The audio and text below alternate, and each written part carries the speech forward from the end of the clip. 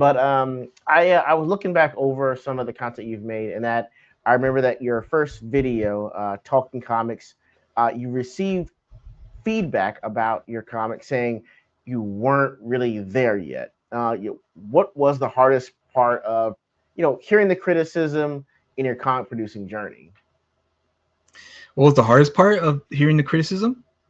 Hmm. It was the criticism. Okay. It was the criticism itself. When you're young and you're up and coming, um, I didn't have anybody take me under their wing. I didn't have anybody show me the ropes or anything. Everything was trial by fire. I just had to just jump in the Oh, water. And okay. so of course, when you jump in the water and you think you could swim, but you start to sink because you're Oh yeah. flapping your arms and legs around doesn't mean you're swimming. And Right.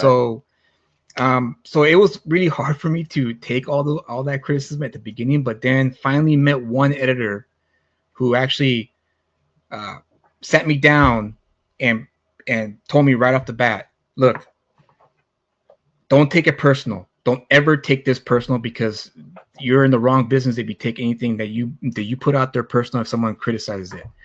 Just Okay. know that I'm doing my best. I'm going to do my best to help you to see what your shortcomings are, so that way you can work on them. And he told me, oh, your dialogue is sharp and good.